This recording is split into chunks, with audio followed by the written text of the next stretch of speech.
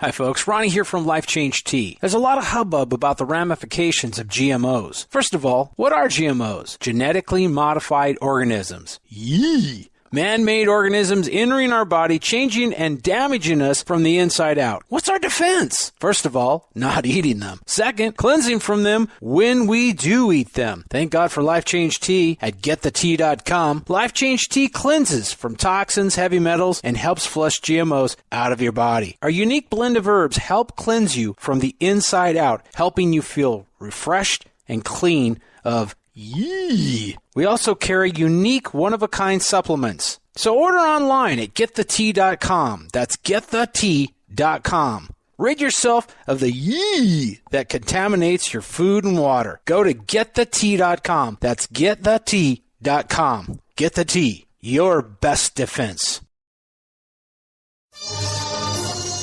It's the Opperman Report. Join digital forensic investigator and PI Ed Opperman for an in-depth discussion of conspiracy theories, strategy of New World Order resistance, high-profile court cases in the news, and interviews with expert guests and authors on these topics and more. It's the Opperman Report. And now, here is investigator Ed Opperman. Welcome to the Opperman Report. I'm your host, Private Investigator Ed Opperman, and this show is brought to you by emailrevealer.com. Go to emailrevealer.com if you want to get a copy of my book, How to Become a Successful Private Investigator. You can go there if you want to locate somebody. It's an adoption investigation. You want to locate the loved one who was separated through the adoption process. Asset searches, background reports, email tracing. You need a name and address from someone's email address. And the online infidelity investigation, where we catch people cheating online. We trace them back to online dating websites and personal ads. Got a returning guest, a very, very popular guest. People loved him last time, Khalil Amani. You can find him online. You can just Google Khalil Amani, Khalil, and the last name is Amani, Amani. Or you can go straight to his website, which Khalil Amani Reader, to find his writings. He's an author of about 7 books. I'll have him tell you about that. But also, too, he came on a show last time to talk about his experience with the Yahweh Ben Yahweh cult. And it was just a fascinating story. So many people enjoyed it. Khalil Amani, are you there? I'm here. How you doing, Ed? I'm doing good. Thank you so much for coming back. No problem. Why don't you remind the audience of who you are? You know, the whole story there. And then we'll get into Afrika Bambaataa from the Black Spades and the Zulu Nation. Okay. Well, again, my name is Khalil Amani. If you heard my last interview, that's my backstory is that I was a part of the Yahweh cult. And through getting out of that, I ended up becoming a witness against the cult and having to go into the witness protection program and having my name and identity changed. And thus I became Khalil Amani. I'm a writer. I've written 7 books, as you said. And I found my way into this whole Afrika Bambaataa narrative kind of by happenstance. That's where we're at. Why don't you describe some of your books, though, before we get into Afrika Bambaataa? Okay, well, after leaving the cult, I actually went back to school, went back to college. I went to the University of Nebraska, and I was a religion major, so I kind of wanted to find out, why I would join a cult, and, why would I believe that a mere mortal man is God in the flesh. So I became a religion major and a Black Studies major, so I delved heavy into religion. And in that process of reading so many books of a religious nature, I decided I need to write a book and get some stuff off my chest. So I did, and I wrote one book, but the volume was so large that they ended up making it into 3 books, and it's called Ghetto Religiosity. There's like a Ghetto Religiosity 1, 2, and 3. Basically, it was my deconstruction of Judeo-Christian thought and all that kind of stuff. And so I wrote those books. And now I also wrote an autobiography detailing my life in the Yahweh cult. It's called Ignorant and Dysfunctional, My Life in the Yahweh Cult and the Witness Protection Program. I wrote that book just to kind of share with my life as far as the cult experience, and even more so after leaving the cult, dealing with like the government and the Witness Protection Program. And that whole thing of how the government erases you and brings you back as a new person. So that's kind of a very introspective and enlightening book. So, and I wrote some other books on dealing with like hip hop and music, that kind of thing. I'm kind of really engrossed in the hip hop culture right now. So that's where we're at. That's interesting because you became a student of religions, and it caused you to lose your faith, right? Yeah, I kind of, after leaving the Yahweh cult, there was probably 4 or 5 years where I didn't want to talk about God at all. I definitely didn't have a faith. And actually, even now, I don't subscribe to any particular religious persuasion. I understand all of them because I've studied all of them. All of them. I've studied them all, and just kind of trying to find the commonalities between them and differences. And I just don't believe at this point in my life that, God can be encompassed in any one religion. Like you can say, okay, this is the truth. I think that this thing that we call God is bigger than any and all of our religions put together. So you can't really put him in a box and say his truth is found in Christianity or Islam or Judaism or Buddhism or anything. You just have to know that there is something higher than yourself and try to live right. That's where I'm at. Okay, very interesting. I tell you, people got to go back and find the first show we did with Khalil Amani, where we talk about the Yahweh ben Yahweh cult. Fascinating life, fascinating show. I can't thank you enough. Why don't you tell us now, first of all, who is Afrika Bambaataa? Okay, so Afrika Bambaataa, if you're a hip-hop/rap fan, you may have heard of them. Of course, I'm first-generation hip-hop. When the first hip-hop song came on the radio, which was Rapper's Delight, I was 19 years old. And, of course, I fell headlong into the music and loving the music. But Afrika Bambaataa was one of the early pioneers of the rap genre. He's known for, Planet Rock, I believe it is. They call him the godfather of hip-hop. He's somebody who's feared and revered within hip-hop. He's called the godfather of hip-hop. He's worked with people like James Brown in the past. They've done samples together and records. And he also became the member of one of the leaders of the Zulu Nation. His early life, I guess he was one member of the Black Spades. It's not clear if he was a leader or not, because I've heard he's a leader, and I heard he wasn't a leader, but he was a member of the Black Spades. He moved, which was a gang out of New York City. He moved away from that and formed something called the Zulu Nation, and they were basically trying to steer young people away from gang activity, and Zulu became a part of what they called hip hop, which was an early form of a music culture called rap music. And so Bambaataa became one of our earliest fathers of the whole hip hop movement. And what's amazing that you'd be surprised how many rappers today don't know who Afrika Bambaataa is, and they're in the rap music. But he was one of the godfathers, early fathers of rap music. That's basically who he was, or is. Okay, I'm familiar with the Black Spades because I grew up in the Bronx right around that same time. And very familiar with Rapper's Delight. I knew every single word. I could probably sing it right now if I had to. Absolutely. Oh, it gives you chills, man, when it comes back on. You just get those chills down your spine. It's just so new and fresh and beautiful, man.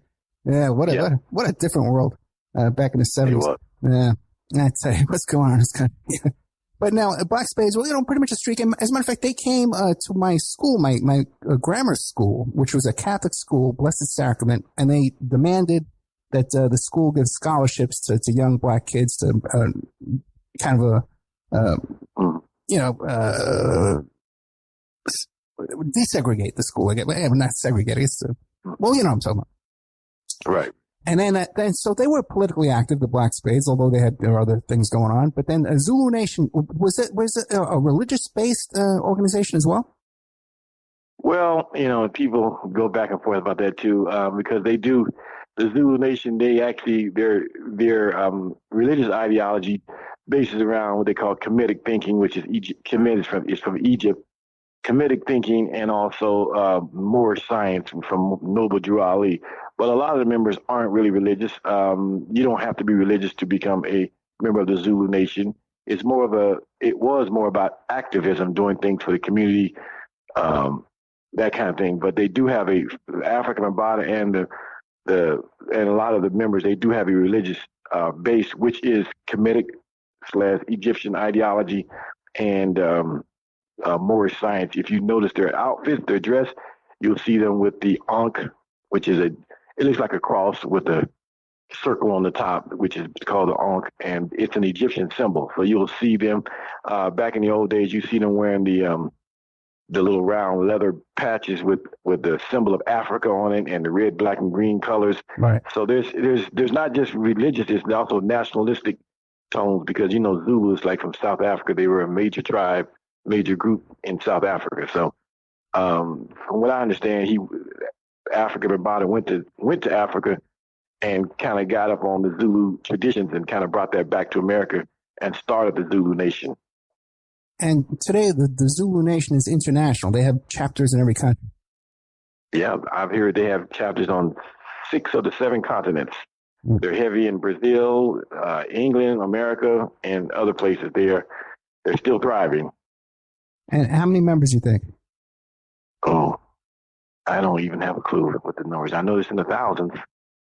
In the thousands. I have no idea. Right. And Afrika Bambaataa they've been around for 40 years, so it's a lot of people. And it's hard to count them because you got people who are still members. You got people who are past members who are still members, but they've grown up and got families now, but they still represent Zulu Nation, that kind of thing. So it's thousands of them.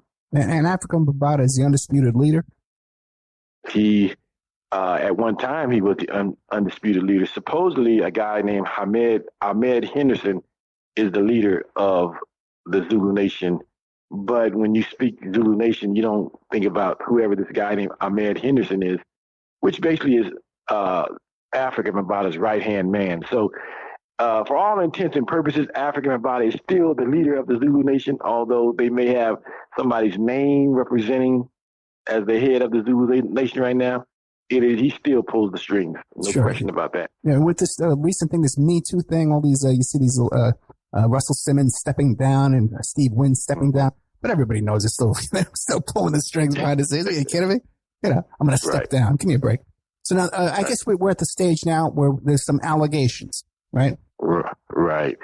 So, yeah. So if you've been under a rock, or unless you're not in tune with what's going on in hip hop, Afrika Bambaataa was not formally charged by the government, but the allegations were made that he liked teenage boys. And the most recent allegation from 2013 is that he stabbed a young Spanish kid. We don't know the age. He could be a minor. He could be over the age of 18, but no less a young man. After supposedly Afrika Bambaataa giving him a date rape drug. And then the story goes, when the guy passed out, Afrika Bambaataa performed oral sex on him. And some kind of way the guy woke up, realized what was happening to him, and went in the kitchen and supposedly got a knife and started stabbing Bambaataa.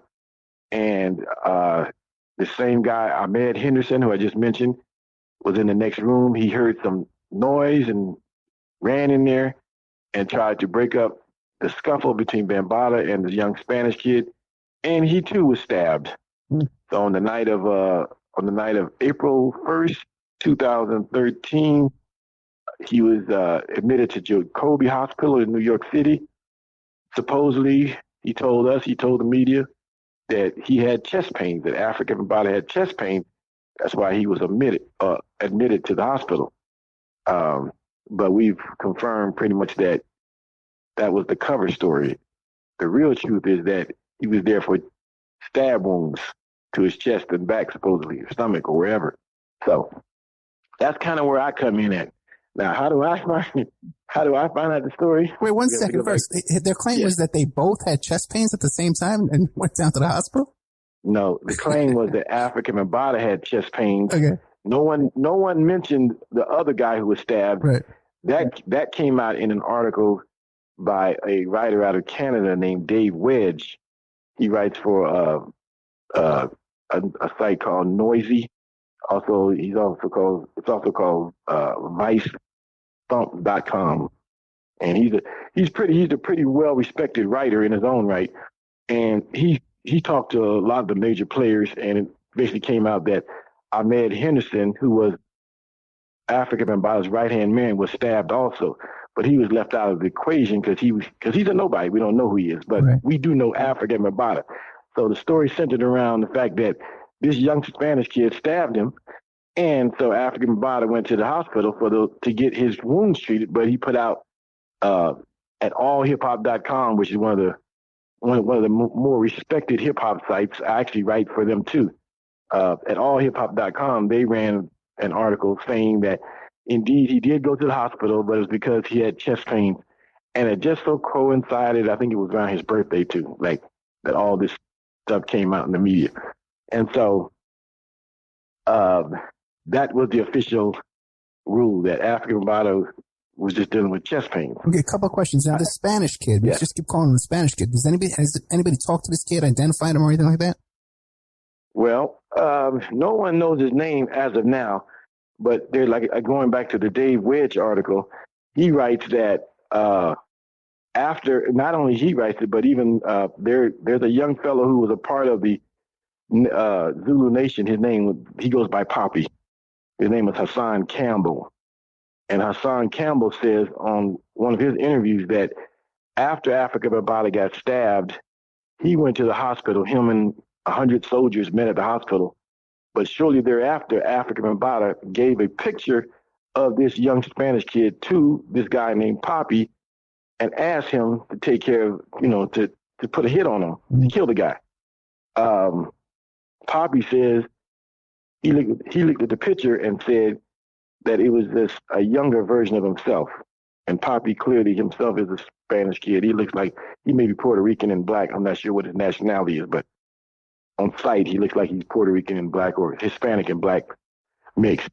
And then Poppy goes on to say that he went looking for the Spanish kid and ran into the Spanish kid's brother. And the Spanish kid's brother told Poppy basically that his brother was just defending himself against Afrika Bambaataa date raping him. That's why he did what he did. Now, after that, the story drops off the radar. We don't know if the young Spanish kid is alive or dead. Thus, a YouTuber named Israel Doctrine has started a campaign called "What Happened to That Boy?" And that's kind of what's going on right now. People are trying to find out what's going on. What happened to the Spanish kid? Is he alive? Is he dead? Can he come forward? Will he come forward? Is he in hiding? Because he hasn't been identified yet. But what about Poppy now? Has he gone to the cops or anything like that? What's going on with him today? Well, you would think he would do the right thing, but Poppy is a street dude. Poppy is what he would consider himself, a street dude, a gangster. He said that he was one of Afrika Bambaataa's soldiers, and Poppy was Poppy is the second. Poppy was let's deal with his story. Poppy also himself was molested by Afrika Bambaataa. Poppy was the second person to come forward. The story goes like this. Back in 2015, I think it is, Poppy, as a member of the Nation of Islam, one night he got upset. He was having drinks. He got a little tipsy. He made a video outing Afrika Bambaataa for molesting him. He put it on Facebook, and immediately one of his higher-up Zulu member brothers, I think his name was last name Muhammad, Stanley Muhammad or something to that effect, called him and said, "Take that video down." And of course, he took it down. So the video was only up for maybe an hour. No one really saw it except for some of his Zulu brothers and sisters, maybe. But the general public didn't really come out yet. Now, after that, a guy named Ronald Savage put out he appeared on a YouTube show called Star in the Morning by YouTuber Star. And he officially was the first one to come out and say that Afrika Bambaataa molested him as a young man. He also wrote a book wherein he doesn't call Afrika Bambaataa's name, but he mentions a famous hip-hop personality who had been molesting him.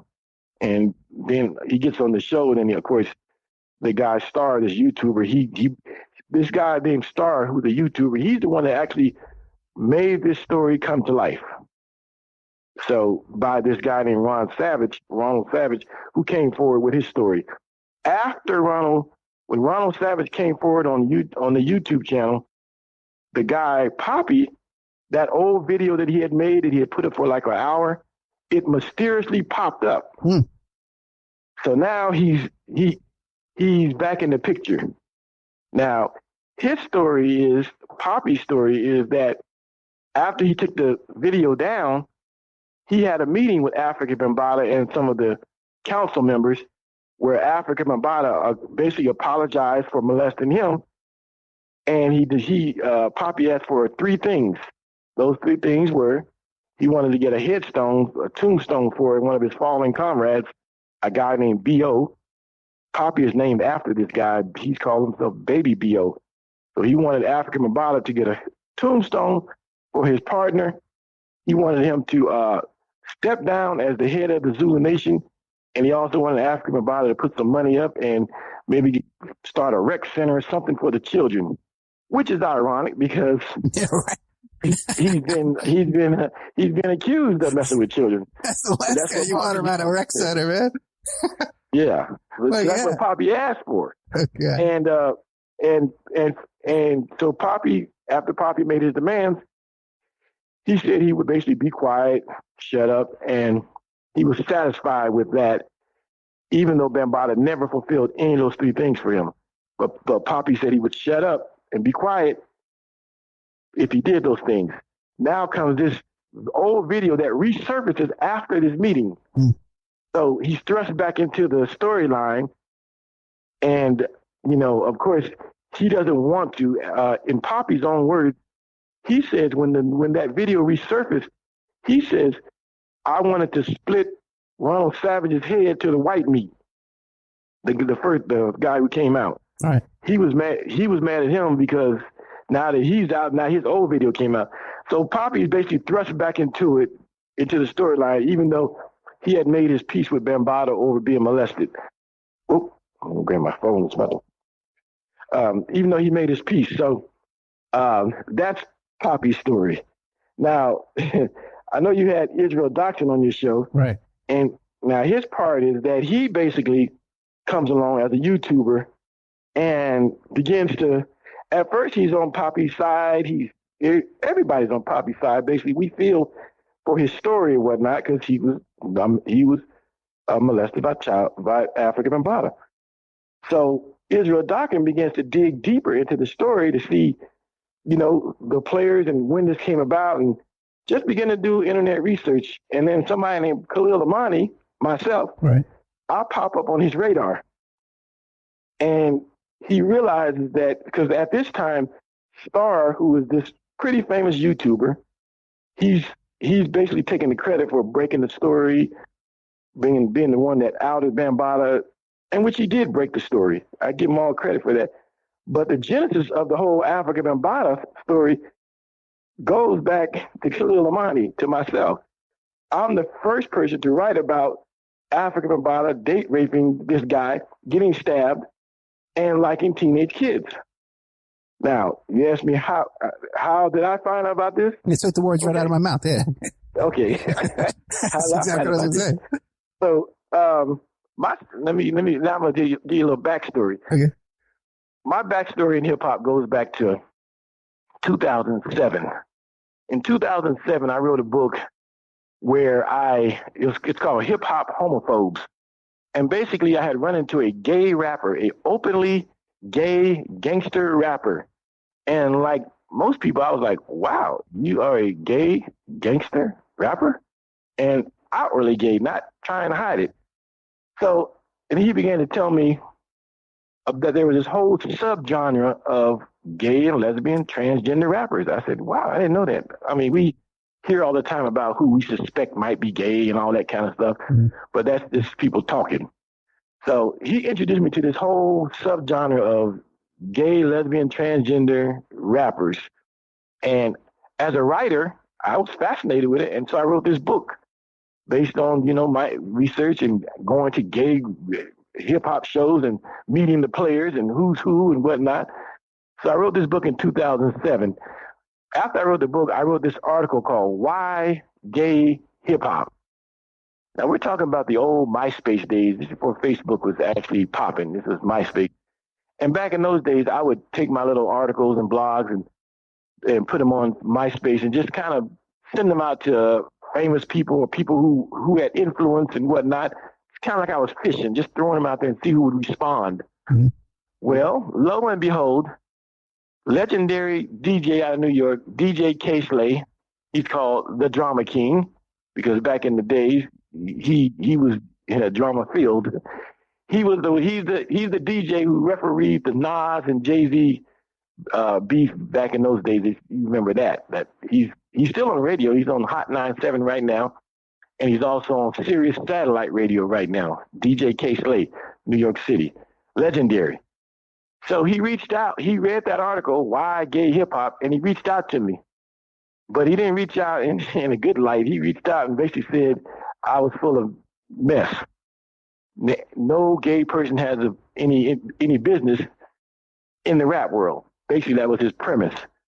So we began, of course, I had to come right back with my own retort, which I'm a writer. He's not a writer. So my writing basically was killing whatever he was saying. And so we went back and forth about 10, 11 MySpace emails, just debating, do gay people have a voice in hip hop? Now, I come from the era, like you said, back in 79 when Rappers Delight came out. I looked at rap music as a genre that spoke to the marginalized and disenfranchised and, just the lowlife and street people, not rich people and stuff like that. So in my mind, I rationalized that gay people had as much right to speak and have their voices heard in mainstream hip hop as any straight person. That was my premise. And that was the premise of my book. So long story short, after about 10, 11 emails back and forth between me and this famous DJ, he reached out and said, call me. Now, when he asked me to call him, I said to myself, I'm not going to call him because if you knew K-Slay, if you knew his demeanor, he's known for really like cursing out people. Like if you were in his presence, maybe even punching you. Like he's a big man and he has a big voice. And I didn't want to hear him curse me out on the telephone. So I was like, I'm not calling him. His point is clear. He doesn't like what I'm saying. He reached out again 2 or 3 more times, call me. So then about the third time, I said to myself, Khalil, man up. He's in New York. You're 2,000 miles away. What can he really do to you over the phone? And so I called him. To my surprise, DJ K-Slay, his demeanor was soft-spoken, very contrite, almost apologetic. And, well, the first thing he said to me was, man, I just want you to know you got a mean pen game. In other words, he thought I was a pretty good writer. Right. I said, thank you. And so I'm just going to listen because I already know his stance that he's not feeling what I'm saying. But to my surprise now, we're talking 2007. To my surprise, he says, I've changed my view on the whole gay thing, whole gay rapper thing. I think you have a point. I think that hip hop or rap should not be limited to just people who are straight. And I said, wow, really? And I was blown away. And then he said, now he knows I'm a blogger, and I don't know why he would tell me this, because as a blogger and a writer, I'm apt to go and write about what you're saying on the telephone. But he didn't just said it. He said, I used to be a member of the Zulu Nation, and I was a member of the Black Spades as a teenager, which I knew that already, but I just let him talk. And then he says to me, Afrika Bambaataa, this is 2007. He says, Afrika Bambaataa, he liked them teenage boys. I said, what? It's 2007. I said, you mean the godfather of hip hop is gay? He said, dude, that's common knowledge in the street. He said, we used to go get them teenage boys for him. We meaning the Zulu Nation, not personally himself, but right. As a group, they would bring, and I'm sitting here scratching my head, shaking my head. I'm just in awe. My mouth is hanging open. Now, mind you, 2007, I gave myself the self-title as Gay Hip Hop Straight Advocate. I self-proclaimed because I was the only straight dude that I knew that was advocating on behalf of gay rappers. So I said, I'm Gay Hip Hop Straight Advocate. And so here he is dropping this knowledge on gay hip hop straight advocate that the godfather of hip hop, one of the founders of this hip hop rap genre, is gay. Not only is he gay, he might be a pedophile. He never used that word pedophile, but he just said young boys. And I'm thinking, so I'm thinking, my God. So long story short, he asked me, K-Slay also owns a magazine. He owns 2 magazines. One's called Originators and the other is called Straight Stuntin' Magazine. And he asked me, he says, can you write an article about the gay rap thing for my magazine? I said, really? You sure? He said, yeah, yeah. I said, okay. I'll send it to you shortly in a couple of days. I actually sent it to him the next day because I actually had it written already. So, so the next day I sent him the article. But now I'm walking around in the daze and the fog with the knowledge and information that Afrika Bambaataa, according to DJ K-Slay, is gay, likes teenage boys, been doing this for, umpteen years. And I'm thinking, what does K-Slay want me to do with this information? I'm a writer. I'm a blogger. I can't keep this in my soul, but I did. Because well, let's stop right there. Let's stop right there. We'll take a commercial break, and we'll be back with the rest of this story. I got a bunch of questions for you, too. Okay, we're with Khalil Amani. We're talking about Afrika Bambaataa, who was the head of the black leadership of the black spades back in the 70s, then went on to found the Zulu Nation, godfather of hip-hop, and a lot of people know his name, allegations of child molestation, pedophilia, basically. And now a word from our sponsors.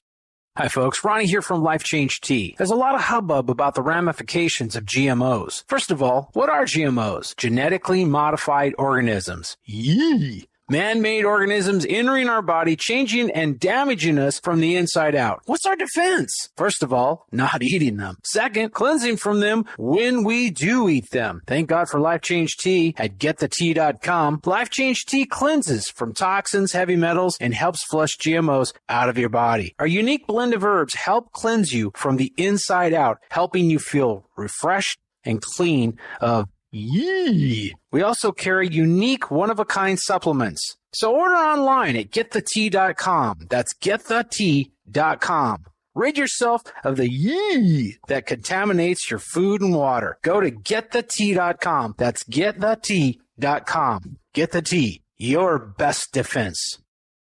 The Opperman Report is brought to you by SubhashTechnosis.com. Subhash Technosis is a search engine optimization and website design company. They're located in India, so you know you're going to save a lot of money and get top quality service. They offer all sorts of business process outsourcing, data entry, banking BPO services, recruitment process outsourcing, software testing, offshoring, research network, customer care, press release, content writing and distribution, and much, much more. Now you can get a hold of Subhash Technosis by email at info@subhashtechnosis.com. Their website is www.subhashtechnosis.com, and their Skype is ANUSHASUBASH. Remember, all these shows on Awake are brought to you by emailrevealer.com. You can go to emailrevealer.com and get a copy of my book, How to Become a Successful Private Investigator. You also do all those kind of different services for you and all kinds of digital forensics, computer and cell phone digital forensics, where we can recover deleted content from an email or a hard drive and produce a report for you that you can use in court. That's emailrevealer.com, or you can contact me at oppermaninvestigations@gmail.com. Welcome back to the Opperman Report. I'm your host, Private Investigator Ed Opperman. We're here with Khalil Amani, and he's telling us the story of Afrika Bambaataa. Now, Mr. Amani, when K-Slay told you this, did he say, hey, this is off the record? No, that's the interesting thing. I got off the phone. I assumed it was off the record because it's such a fire kig or whatever you want to call it. But no, he never said, just this is off the record. That he never said anything. And in fact, he knew I was a writer and a blogger. So I was thinking maybe he doesn't want to tell me to put it out there, but he wants me to put it out there. But because he didn't say yay or nay, I never spoke on it from 2007 until 2013, was almost 6 years later. I never spoke on it. I held it. And what about K-Slay today? Does he confirm this conversation or does he deny it? Well, you're actually basically getting the exclusive on who said what, because in every other interview I've pretty much given, I never even said where my sources came from. Even in the Dave Wedge article, I simply say my New York sources, because it wasn't just K-Slay. I actually had intel from Zulu Nation Insider that reached out to me on Twitter and then asked to speak to me over the phone, and then they confirmed what had happened to Afrika Bambaataa on April 1st being stabbed. So it wasn't just K-Slay. I just had K-Slay, when I heard about the stabbing of Afrika Bambaataa and what it was about, it confirmed what he had told me 5 years previous. I'm like, whoa, because I really wasn't sure if I believed K-Slay. I had no reason not to believe him because he's a New Yorker. I did know that he was a member of the Zulus and the Black Spades, so why would he make up a lie on Bambaataa like that? But it was just such a hard thing for me to even comprehend. But it confirmed what I kind of believed about, if you know about hip hop or rap music, kind of coming rolling off the backs of the whole disco era. We know the disco era was basically a movement that started by gay people. The costumes, the dress, gays were heavily influenced. So when you look at the early pioneers of hip hop and rap, Afrika Bambaataa, Grandmaster Flash, and the Furious Five, you look at their costumes, their dress, you put them right next to the village people, and you can't tell as far as who's gay, who's straight, because they all have these costumes, these really outlandish costumes, straight out of the disco era. And that was their, when you look at early hip hop, that's what you see, all these elaborate costumes. Yeah, absolutely. But back to K-Slade. Now, this is the first time you said publicly that K-Slade was the source of this information. Yeah, this is it. And have you talked to him since 2007 or 2007 until today? Have you talked to K-Slade again? I've talked to K-Slade 100 times since then. I still write for his magazine. Okay. And does he know that you're releasing his name today? I haven't a clue. The reason I'll tell you why I'm saying his name today is because his name has been brought into the story via YouTube anyway. Okay. And his name has been brought in to the story. You know the guy we talked about named Hassan Poppy Campbell? Yes. That we talked about earlier? Well, he did a blog on me maybe a month ago asking the question to DJ K-Slade. Does DJ K-Slade know he's running with the snitch? Oh, because they're calling you a snitch because of the Yahweh Ben Yahweh thing? Exactly. Hey, listen. Yeah. I'm a criminal defense investigator, okay? I don't like snitches either, but in a situation like that where you're in the middle of a cult and they're cutting people's heads off, my God, you gotta give me a break. The code of silence has its limits. Right. You know what I'm saying, man? You got a murderous cult out there cutting heads off. There's a street code, right? There's a street code, and this is not that. Right. But to a guy like Poppy, who considers himself a street guy, just the fact that I have admitted, I have written about it, I've been on national TV, I've written books about it, other books have been written about me and my life in the cult and the Witness Protection Program and being a government informant. Because of that, he's taken that and went on YouTube and said that basically I'm a snitch and asked K-Slade. He doesn't call K-Slade personally and say, hey, do you know that guy killed Little Money that writes for your magazine? Do you know he worked with the government? He doesn't do that. He puts it out for the world. And of course, within days, I get a call from DJ K-Slade going, ho, what's going on? What's this I'm hearing? Now, they asked the question, does K-Slade, did he know my backstory? Yes, he knew my backstory. But when you know someone's backstory, you know that this was not a case of someone in the street snitching to save myself, right. All that street stuff. This was a cult, like you said, that was cutting people's heads off. and the guy was a pedophile. I did a righteous thing. Yeah, right. Going to the government. Yeah, I would have to weigh in on that. Yeah, come on. Yeah. All right. That's what he did. So Poppy puts this out. So yeah, I'm always in contact with K-Slade. But like I said, recently he reached out to me, and I actually made a retort video to Poppy, basically saying that me and DJ K-Slade's so-called relationship is basically business. I write for him when he needs articles. Yeah, he called me or texted me and said, "Hey, I need a new article." And that's basically the extent of our relationship. It's not like, because Poppy was trying to make it like we run together, like, and because K Slay has street cred and he has industry cred. And so Poppy basically just took a big old dump on K Slay. So I don't know how that's going to work out when those two gentlemen see each other because they live in the same city. So that's that. And also, too, it's not like you'll consider like a civilian. You're not mingling with people that are in organized crime. That are doing activities that need to be worried about snitches. Am I correct? Exactly. Exactly. You're I'm a civilian. anyway.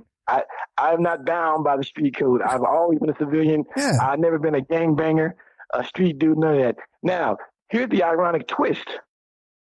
Poppy just called the FBI, just called the police, New York police, live on YouTube because he also received the video of the young girl being molested by the man. So he did a video and went live and called the police, and we saw the police come to his door, and he talked to the police and he turned the camera off, but he wanted us to see that he was calling the police to, in street terms, snitch. Cop caller. Yeah. That's the definition of a cop caller. You're on the phone with the cops.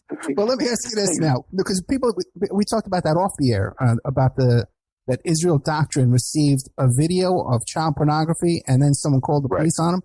Give us the background on what's going on with that. Well, after it started with Poppy. Poppy's the first one to put the video out and did the whole, I'm going to call the police on YouTube live on air so y'all can see that I'm reporting this video. Okay, right after that, Israel Doctrine, he did a video talking about Poppy's video calling the police. And then in his video, he said that he also received the same video. The difference is Poppy readily admits that he opened the video up and watched it. I think he said he watched it several times. There's even video of him describing the sex act. Poppy describes the sex act to his listeners, to his viewers. Contrary to that, Israel Doctrine gets the same video, and he sees the thumbnail showing that, I guess it's a sexual thumbnail, and he knows that this is pedophilia stuff, and he says he does not open it, and he says it's already been, in his mind, he rationalizes that it's already been reported because Poppy reported it to the police, so there's no need for him to report it. It's being reported. Somebody watches Israel Doctrine's video and decides, I think it was more than one person, that decides they are going to call the cops in his state, in his city, to say that he has the video.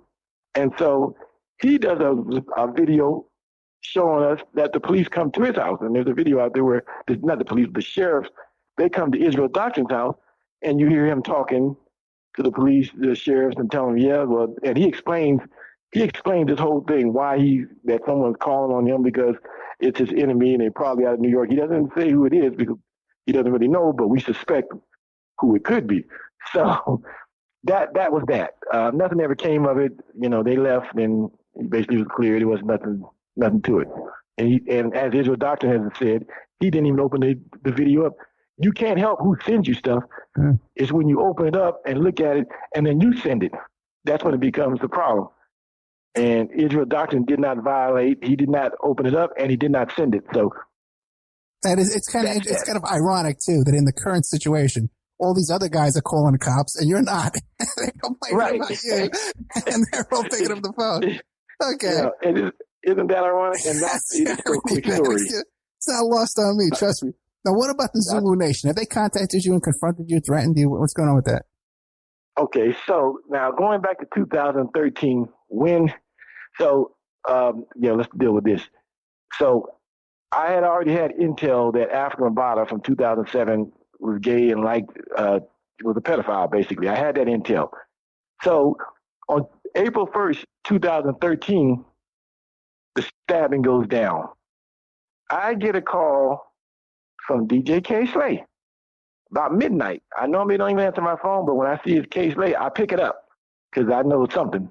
And so I picked it up, and he began to tell me the story that Afrika Bambaataa had just got stabbed, and told me why he got stabbed, because he was date raped. He gave some guy a date rape drug, and the guy stabbed him.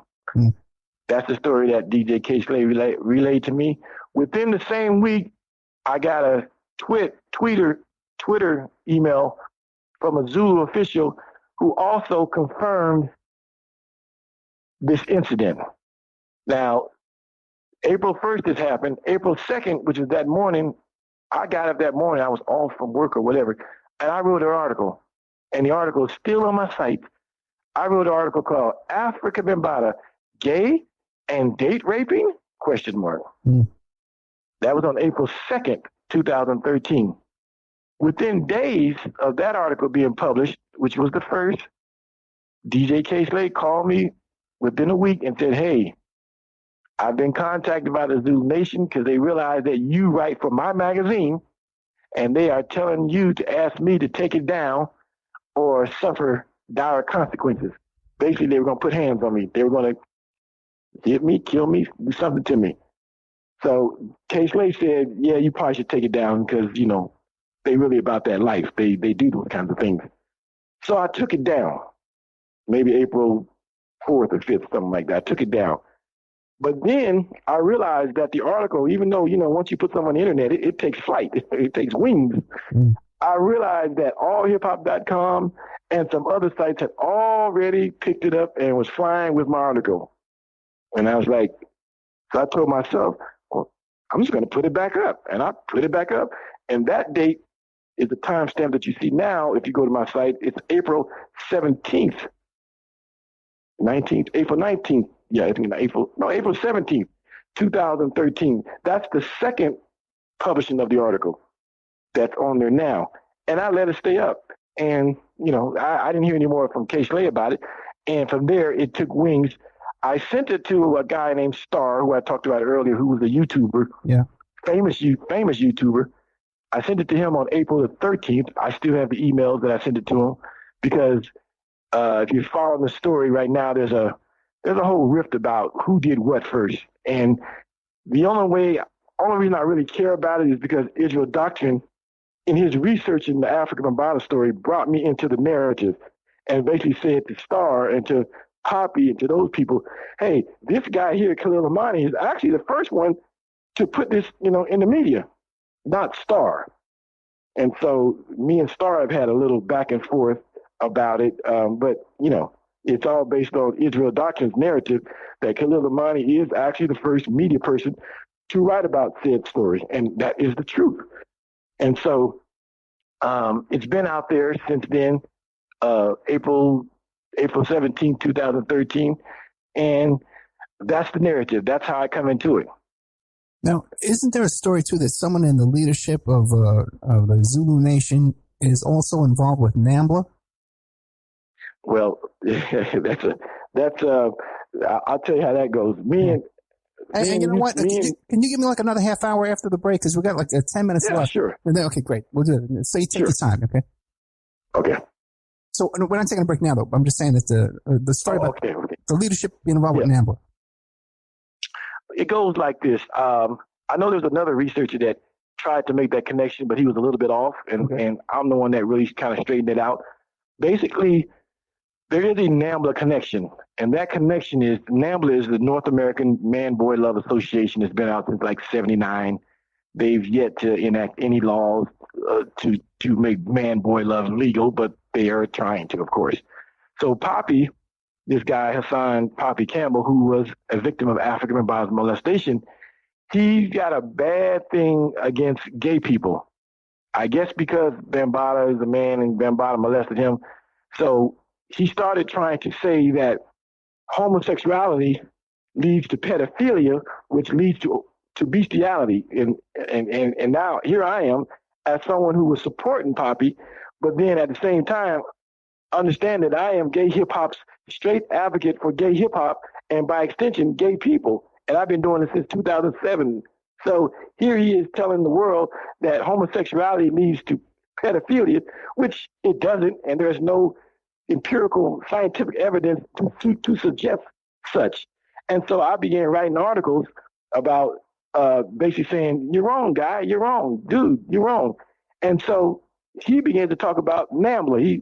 He brings NAMBLA into the equation, which is NAMBLA is basically defunct right now in 2018. But he brings it in there, and in true demagogic fashion, he tries to make he tried to tell his audience that this group is, they're on the horizons, and they're about to make it legal for men and boys to have sex, which is it's just not true. That's what they want to do, but they've been trying for 40 years. So anyway, I began to look into the whole NAMBLA thing, and lo and behold, one of the most prolific writers of NAMBLA and he's a writer. He's written many things. He's a philosopher. Right. His name is Peter Lamborn. That's his government name. But he became not a Zulu, he became a Moorish science. He became a Moorish science student as a young man, and he goes by the name of Hakim Bey.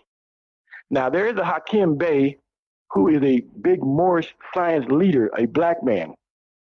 But this Hakim Bey is an older white gentleman who was a writer for NAMBLA, who is a Moor, and the connection is that the Zulu Nation are Moors. They are Kemetic Moors. They believe in the message of a man called Noble Jew Ali. He's dead now, but he was a precursor to the whole Nation of Islam, Elijah Muhammad era. He's a precursor. But this guy, Hakim Bey, the white one, he advocates for man-boy love.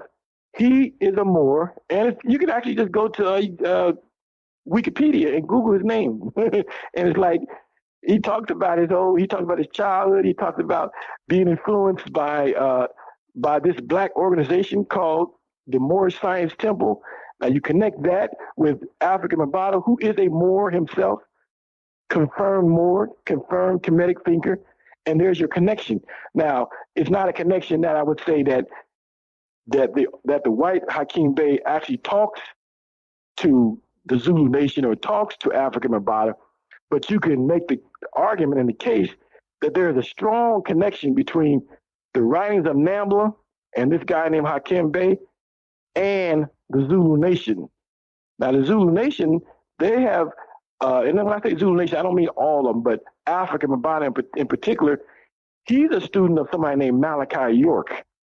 I'm not sure if you know who he is. I've heard the name. But he's gone by many names. He used to be Imam Isa in Brooklyn, New York, back in the 80s. And so he moved down to Georgia and became Malachi Z. York. Well, Malachi Z. York is in prison right now for umpteen years for not per se messing with children, but things having to do with transporting children for sexual use across state lines and that kind of thing. Well, was that the group in Georgia that they built a bunch of pyramids down there? Exactly. Okay, you got it. Now, pyramids, you get said it. It's a shame that I know this kind of stuff, but okay. You got Malachi York. Okay, how does he fit into all this now? Right. They're Kemetic Moors, and they go back to the Moorish science. They also go back to Egypt. Now, Afrika Bambaataa is a student of that man who went to prison for messing with these children. There's your connection to the Moorish Science Temple, the Kemetic, and bridging all the way back to NAMBLA's Peter, whatever his name is, a.k.a. Hakim Bey. And I just pulled the information up and did blogs on it simply to show this guy whose name is Poppy that if you want to talk about NAMBLA, let me show them the connection to the man who you once called your father, Afrika Bambaataa. Basically, I was trying to back him down out of the conversation regarding homosexuality leading to pedophilia. And I used his own argument about NAMBLA to show that, wait a minute, NAMBLA is closer to your circle than the homosexuals, the so-called gay agenda. They're closer to the Zulu Nation circle. And I proved it. And I wrote 2 or 3 blogs, with the evidence and the research behind it to show that there is a bridge, there is a link between NAMBLA and the Zulu Nation. So you should stop talking about NAMBLA. And after I did that, he basically stopped talking about NAMBLA because it did not make his case look good. So, and that's just a coincidence that both the NAMBLA guy and the Zulu Nation guy both use the name Hakim Bey. Absolutely. Different guys. The black Hakim Bey is actually a high-ranking Moorish Science Temple guy. He's not really a Zulu Nation guy. He's a Moorish Science Temple minister or leader. but they do have the same name. And the other question is that even the white Hakim Bey, he lived in New York too, as the black one. So it gets confusing. But and when I first heard about it on your show, okay, I guess was talking about it. Yeah. Okay. Then he's the one that started that whole story. Okay. All right. Okay. Well, sorry, folks. Make a correction then. We want to correct the record there. I forget who the guest was. I was hoping he was correct, but when I began to do the research and actually saw the photos of both folks, I said, "Oh, that guy, he's mistaken this guy with this guy." So I kind of corrected it, but he was on to something. Okay. Well, it is a similar name, so we'll give him that much. Okay, let's take a little commercial break, and we'll be back with more of Khalil Amani right after these messages. And now a word from our sponsors. People are waking up. They're standing up to those pushing pesticides and GMOs as safe alternatives for a starving world. What about your crap? I tell you, I'd rather eat dirt. So I drink Life Change Tea. It's an herbal drink, cleansing my body of toxic sludge and nasty chemicals, and of course, ridding the intruders that are hidden in my so-called food. And by the way, Life Change Tea is non-GMO and organic. No fillers, no yuck. Just a great defense against you-know-what. May the supplement force awaken you. Don't fall to the dark side. Oh, sorry. I went to the movies last night. Anyway, enough said. How do you get that herbal drink and change your life? GetTheTea.com. That's GetTheTea.com. You will awaken. You will get stronger, and you might even lose a bit of weight. So awaken to Life Change Tea and the many one-of-a-kind supplements at GetTheTea.com. That's GetTheTea.com. May the supplement force be with you. The Opperman Report is brought to you by SubhashTechnosis.com. Subash Technosis is a search engine optimization and website design company located in India. So you're going to save a lot of money and get top quality service to boot. They offer all kinds of services, business process outsourcing, data entry, banking BPO services, recruitment process outsourcing, software testing, offshore research networking, customer care, press release content writing and distribution, and much, much more. They offer website development, e-commerce solutions, mobile responsive designs. Now, I've personally worked with Subhash for over 10 years. This is the man that puts out my press releases. They've done work on my websites, so I can personally recommend SubhashTechnosis.com. You can find a link to Subash Technosis at OppermanReport.com and also AwakeRadio.us. You can have your ad played here at OppermanReport.com every Friday night, 5 p.m., and Saturday night, 5 p.m. to 7 p.m. Pacific Standard Time. And on Friday nights, too, we do a live portion for 1 hour that I just do a live monologue. The ads are very, very inexpensive, and they're also played in the Opperman Report member section. In the member section, you can find all kinds of exclusive content that you won't find anywhere else. It's as cheap as $6 a month, $20 a quarter, or $75 for a year. If you contact me directly at oppermanreport@gmail.com, I'll set you up with a little special deal there where you get a discount if you PayPal me directly, and you can get a copy of my book. I want to thank Sean Duff from strawmanmusic.com. He's an excellent musician. And I also want to thank William Ramsey, who helps us produce the show and book guests. You can find William Ramsey, who's an excellent author, at William Ramsey Investigates on YouTube. Okay, welcome back to the Opperman Report. I'm your host, private investigator Ed Opperman. We're here with Khalil Amani, and we're talking about the whole controversy surrounding Afrika Bambaataa and date rape and child molestation, all kind of. Now, let me ask you a question. Now, what is the official reason he stepped down from the Zulu Nation? Is it in response to this, or they came up with another reason? So Afrika Bambaataa has never publicly acknowledged that the incident from the stabbing or even having anything to do with teenage boys.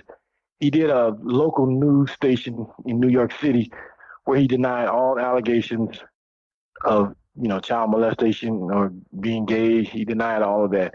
But then the Zulu Nation put out a video on YouTube. Ahmed Henderson, who became supposedly the new head of the nation, and probably 6 or 7 other people surrounding him who were top officials, and they basically put out a proclamation saying that Afrika Bambaataa is no longer the head of the Zulu Nation.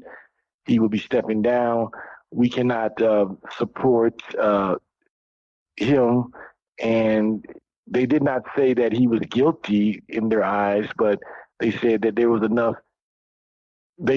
evidence to suggest that something's going on, and that he needs to remove himself from the leadership. And that's basically the stance. So Afrika Bambaataa has basically been incognito since that time. He's recently appeared in videos in Brazil. That he has a strong following in Brazil. Even though there's allegations that in past times he had some dealings with the law down in Brazil for messing with young boys. That's been put out there several times. But I know that the age of consent in Brazil, I believe, is 14. Yeah, I was just Googling it right now, just as you were saying about that, because I believe it's like 14 down there too. Yeah, it's like 14, so he can legally, have relationships with 14, 15, 16-year-old boys, and that's just what it is. And like I said, at his current time, he's basically been, blackballed by the so-called conscious community in America, and he has, as far as we know, he hasn't done any shows in America since 2013 or 14. So. Yeah, the age of consent in Brazil is 14 years old. 14. Yeah. Now, and also, too, if he wanted to clear his name, he could release his medical records, right? Absolutely. There's something called HIPAA. Myself being in the medical field, I kind of know a little about this subject here. HIPAA is the something Affordability Care Act. Basically, it's a bill that was put out in 2007 or so, basically to protect patients' confidentiality. Now, as I wrote after the incident, basically saying he could clear this up really easy by showing us his medical records on April 1st, 2013. If he truly was just in there for heart palpitations, as he said in the allhiphop.com article, he could clear it up. He could clear it up by going bare-chested with the newspaper of the current date next to himself and showing that there's no marks on my body. He could easily clear it up. But instead of doing any of those things, they got the Minister of Information, whatever his name is, and they put out a false narrative that he was not stabbed, that he was in the hospital for heart palpitations. And then they brought my name up, saying that I was this blogger who was out to try to just mess his name up because of a connection with Rick Ross. It was really weird how they fixed it all up and brought my name into it. But that's basically what they did. But then later on down the line, what's the Rick Ross connection? Excuse me? The Rick Ross, how does he fit into this? Well, Rick Ross fits into it because 2 weeks before I put that article out there, so we're talking about March 15th or so of 2013, I had written an article for allhiphop.com because at that time, Rick Ross was in the middle of a scandal himself because he had that song out called Papa Molly. I'm not sure if you heard it, where he said in this song that he would give a chick a Molly, and a Molly basically makes you incapacitated, supposedly, and then you can have your way with the woman. So in his lyrics, he said, I gave her a Molly, and she didn't even know it. And I enjoyed that, and she didn't even know it. Basically saying, I gave her drugs, I date raped her, and she didn't even know it. So I wrote an article, and don't get me wrong, I'm from Miami. Rick Ross is from Miami. I'm from the specific part of Miami called Carroll City. Rick Ross is from Carroll City. I graduated from Carroll City High School. Rick Ross graduated from Carroll City High School. So there's a big connection between him and me. And so they took that article and said that I was trying to get back at the Zulu Nation to take the pressure off of. It was really weird to take the pressure off of Rick Ross, even though I'm the one who got on Rick Ross's case. Now Rick Ross is the homie, like we have a lot of connection, but I still went at him for saying that he date raped a woman, and I think he lost his Reebok deal over that line.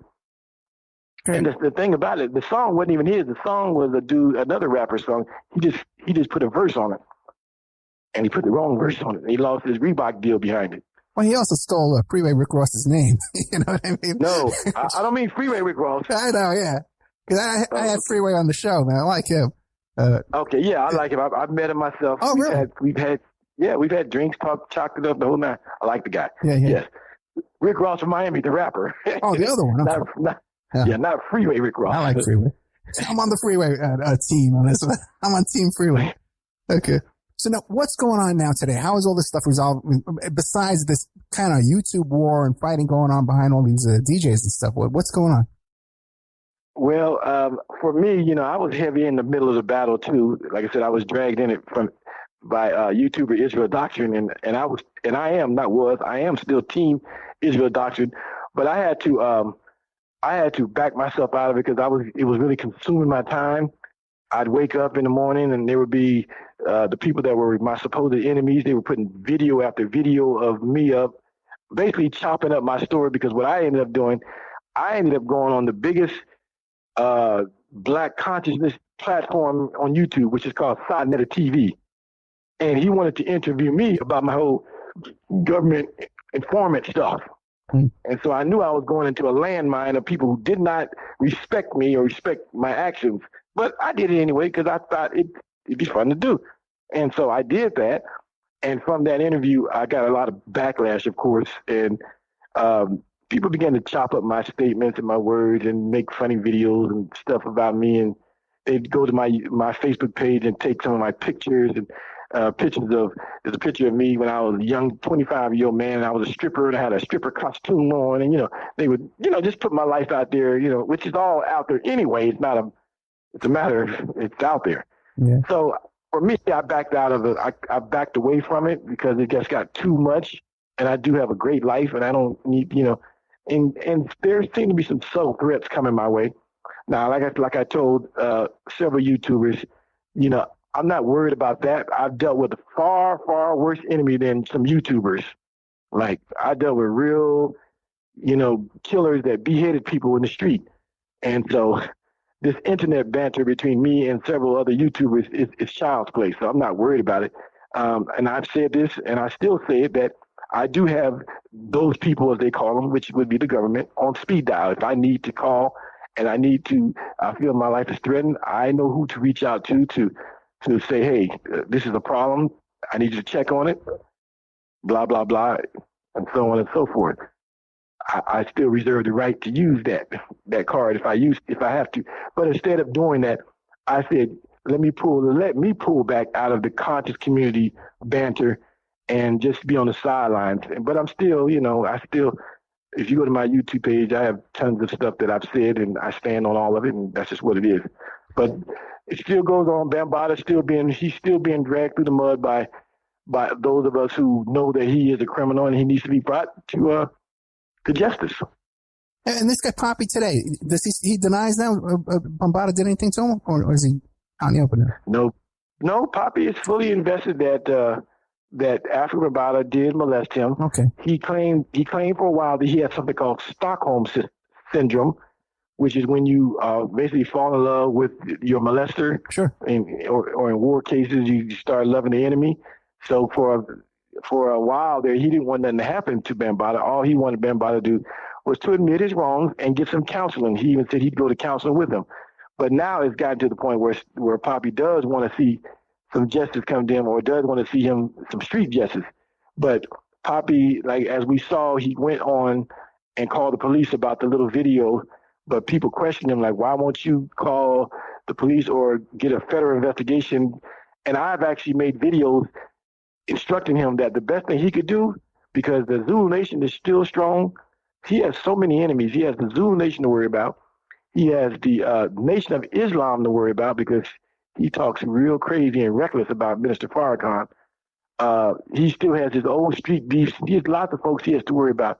I told him in one of my videos, the best thing you could do is go to the FBI, cooperate, join them, and hopefully they'll let you go into the Federal Witness Protection Program and uproot your family out of Bronx and get out of there.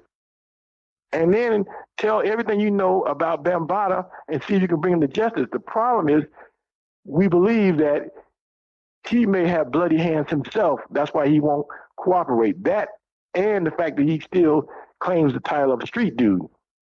So he doesn't want to really get messy with the government because of what may or may not have happened with that boy back in 2013, and maybe even other crimes. We don't know, because he openly admits that he was charged with disposing of that teenager, that young man, back in 2013.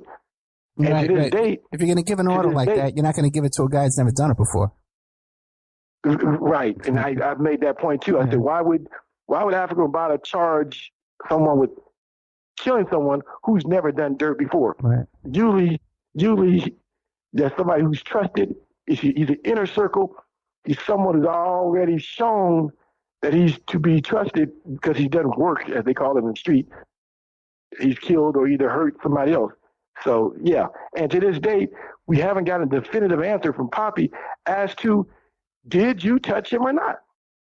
It's like he danced around it. Like, he actually makes jokes of the fact that Israel Doctrine started the movement called What Happened to That Boy, 2013.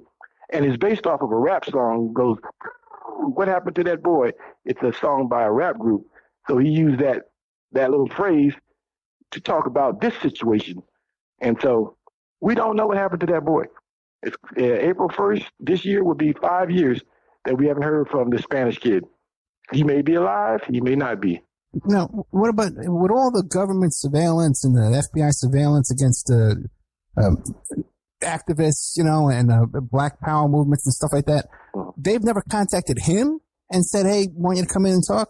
Does he talk about that? Does he say anything like that? Well, Poppy has never said that the government's contacted him, but we do know there's something called a BIE, Black Identity Extremist thing going on with the FBI that are watching these extremist groups, these separatist organizations. The Black Hebrew Israelites are on the top of the list. We do know that, but Poppy has never said that he's cooperated or anyone's ever come to him, and I don't think he would even put that out there if it was, because the problem with Poppy and other victims of child molestation, like, say, Ronald Savage, is that Ronald Savage was not a street dude. Ronald Savage was a civilian like myself who was molested. No one's questioning his story and nothing like that. The problem with Poppy is that he's a street dude and he's trying to deal with child molestation, but still he's trying to do it through street mentality, like with a street mentality. Like he doesn't want to do what's right. And the right thing is to go and cooperate and bring Bambaataa to justice. But he doesn't want to do that because he has to deal with his people in the street calling him a snitch and those kinds of things. Now, what about yourself? You grew up in this cult with the Yahweh Ben Yahweh. You were attracted into that. You were drawn into that. And now here you are drawn into this other situation with, again, sort of a Zulu type cult, and this controversy and stuff like that. What motivates you to get, what do you think is motivating you to get caught up in these kind of big controversies and cult type situations?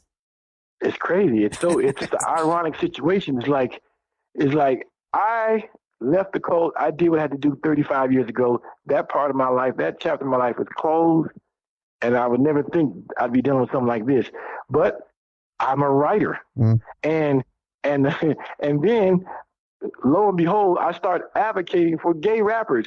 Lo and behold, the biggest story in hip hop regarding Afrika Bambaataa first falls into the lap of the dude who reps for gay rappers. Now, what am I supposed to do with that? I did not go out seeking this stuff. I was a lowly blogger on MySpace writing about religion and rap music and just doing my thing. And then this big story falls into my lap. I blame DJ K-Slade. No, I'm just joking. I was minding my own business. And, and then after that, after I wrote the story in 2013, I basically was done with it until 3-4 months ago. And then this guy, this YouTuber, Israel Doctrine, digs my name up out of the graveyard of internet sites and says, "Dude, you're the first guy to talk about it." I said, "Yeah, I was." And next thing you know, I'm interviewing on his show. And then lo and behold, this guy, Poppy, who's the most staunch advocate against Bambaataa, decides to not just make it a child molestation issue, not just makes it a Bambaataa issue, but he makes it a gay issue. Now I got to talk to you. Now you got to talk to me now, because I've been doing this for 7 years prior to you, longer than 7 years, 10 years prior to you coming out with your story. Now you're stepping on my toes. Now you're in my lane. oh, you say gayness leads to pedophilia? Well, show us. And he's yet to show us any documentation to that subject. And I just continued to just basically, and I would always say in every one of my blogs, I'm not coming at you for being a victim of child molestation. I believe you were a victim of Bambaata's child molestation. I believe that. But stop trying to, as I say, stop trying to molest 20% of the world's population by including homosexuality in the pedophilia/bestiality sexual bandwagon. Stop doing it. Stick to child molestation. Stop saying gay people have something to do with it. The guy that molested you just happened to be a man. But there are straight men that molest teenage girls, little children. It has nothing to do with the gender, it has to do with the action. And so that's my problem. That's my beef with Poppy. Not that I don't believe that he was molested. But you can't go around including everybody in your bag because you don't like gays. And the ironic thing is, he has a gay son. He has a transgender son / daughter. How ironic is that? Let me ask you a question. They're not speaking. Oh, really? Now, let me ask you a question. Now, this child pornography that was mailed to him and was also mailed to Israel Doctrine. Now, is there an investigation going into that, to who sent it, and any suspects in who sent that? I heard some banter saying that they caught the guy and that the video was from somewhere out of the country, that it wasn't even an American person, it was somebody. But I think they've caught the guy that actually did it. But I haven't seen any news reports confirming that. But and I also heard that the video was very old too. How was it sent? Already via email? Yeah, that the incident, whenever it happened, it wasn't recent. It was something that happened years ago or something. So it just happened to. How was it sent then? By email? Yes, email. I'm surprised that I didn't get it. Yeah. Well, you might have just deleted it to go to spam, It could have gone to spam. I got a lot of spam. Yeah, right. And Israel Doctrine, he's not in contact with the police investigating the case because he would be a witness and stuff like that. He doesn't know what's going on with it? He talked to his local police. He did a video of him talking to the local police. I don't know if he's had any conversation after that, but he does have a video showing that because they came to his house, as you said. They did come to his house, but I don't know if he is cooperating. Like I said, I've stepped back. Me and Israel Doctrine, we did a lot of communicating, but I've even stepped back from him, not because I have a problem with him. I had to step back from the whole. Yeah, I know. It's draining. Thing. Yeah, the trolls, the online trolls and stuff like that. And they came around here too, but I pretty much just ignored all. So now what are you working on next? What's the next stage of your life for Khalil Amani? Well, I'm doing, there's actually a documentary coming out about this thing. Yeah, it's called Trapped in the Culture. But the word trapped is highlighted where you see rap, and the word culture, you see it highlighted where you see the word cult. It's pretty clever how they laid out the graphic of the title. So you see rap and you see cult. And so they know, the people that are running this, I think it's a Netflix video that's coming out. They know my involvement. They know he's the first guy to actually write about it. So they are about to interview me for that. There's actually 2 trailers out right now on this particular thing, and they're talking to. I've seen the trailers. Bambaata's in it. Poppy's already been interviewed. Ronald Savage, who was really the official first victim that come out, he's in it. Star, the guy who really blew the story up, he's in the trailer. And TC Islam, who was murdered down in Atlanta 2 weeks after he gave his interview for this documentary, he was murdered. So he's in the video, and they're coming to see me now. So that's looming on the horizon. Other than that, I'm just writing, working hard, trying to take care of my grandchildren, my wife, and living good. And the TC Islam, what was his role in all of this, and how was he murdered? TC Islam was I won't say high ranking. He was real close to Bambaata. He's been around since the beginning. He had his own movement within the Zulu Nation and within hip hop, dance music. He finally came out. He did a video where he came out against Afrika Bambaataa because he was intimately close to Afrika Bambaataa. Like he knew. And so after it all came out, he said he basically couldn't stand by Bambaataa no more now that the cat was out of the bag. And he fled for his life. He left New York and was in Atlanta and was killed on the street 2 weeks after he did his interview.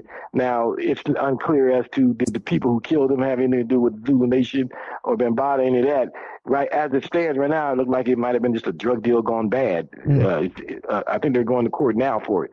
So you could say that it has something to do with it, but it may not. It just might be a random, some stupid stuff that happened. So we don't know yet. Yeah, there's always coincidences. Now, any other former Zulu Nation people left the group because of these allegations and can confirm what these allegations are? Oh, yeah, there are quite a few. Once this thing hit the fan, Afrika Bambaataa's main bodyguard, his last name was Sharif or something like that. He did a video. He was on Star. He did 2 videos, actually. He came out on Star and said that he knew things were going on, and he knew that Afrika Bambaataa was gay, and that he knew that he was. He retold a couple of incidents of things that happened with young boys. Well, he tried to retract it and say he didn't really see it, but he knew it. But he was Afrika Bambaataa's bodyguard for many years, and he went against Bambaataa. And there have been many others that have come out, others who have been molested that have come out, and there's some of their videos haven't even been put out yet. I don't know why, but according to Star, he interviewed several others that he doesn't put the videos out. But there have been other officials and people that were in the Zulu Nation that have just can't come out. Even the Zulu Nation member that contacted me, he said that his father was one of the forming members of the Zulu Nation and was a security member. And he hit me up because he related to me some of the stories that his father would tell him about Bambaataa and gay and young men. And he basically confirmed the stabbing incident to me right after Case Lee told me about it. So there are a lot of folks that are coming out. But I would say this much: as big as this story is, hip hop mainstream is curiously quiet about this story, and that's one of the big issues that Poppy has with like mainstream rappers who are trying to be like, they're talking about this whole Troy Ave situation. Is he going to be a snitch? Is he going to go on stand and testify against this other YouTuber? And would that make him a snitch? But a lot of people are asking, why aren't mainstream rappers and folk in the media talking more about this Bambaataa thing? It's a curious silence surrounding it. So no one wants to really talk about it. Yeah, they're afraid for even talking about it. And what do you make? You hear these stories about like Jay-Z being in the Illuminati and in order to get a record deal, you have to have sex with these guys and stuff. You hear anything about that kind of stuff? I've heard it and read all of it. Yeah. I don't really believe so much that stuff. I believe that people like Jay-Z, they get to where they get because of their hard work and their ethic. I don't believe for a minute that, Jay-Z decides he wants to have sex with a man to get. I just don't believe it. I mean that all the evidence is out there is just people putting together YouTube videos, and that's just not good enough for me. Right. We need some empirical data, some, So I just, anybody can put the video together and say, see, and even when you see P. Diddy and somebody hugged up, and there's a picture of P. Diddy and Rick Ross, and their lips are so close together, it looks like they're about to kiss, but it's a still. You can't judge that's what they're going to do. When you're taking pictures, some pictures will look different. If you see you'd have to see the video and not the picture to say, were they kissing or not? And so they get these still shots of people who just seem to be real close to one another, and they say, see, P. Diddy and Rick Ross about to kiss. No. So a lot of gossip in the rap community. That's what I said. There's a lot of gossip and trolling and a flame warring back and forth. It's a yes. And as gay hip hop's straight advisor and straight advocate, I'm elated to know that gayness has been at the foundation. I'm just sad that it had to be in the form of pedophilia. Yeah, and that date rape. Yeah. I've been talking about this for years before Bambaataa. Like, we need to recognize, that there are gay people within hip hop, and that gay people should have a voice. I've been advocating for it, and then this comes out. Good Lord. Well, Khalil, thank you so much, man. It's another great show. Tell the audience where they can get a hold of you if they want to find you. Not to come kill you, but if they want to talk to you politely and interact with you. Yeah, don't come find me, no. Yeah, you can go to my website is the Khalil Amani Reader. That's Khalil Amani Amani, Khalil Amani Reader. Or you can just Google my name and all kinds of great stuff will come up.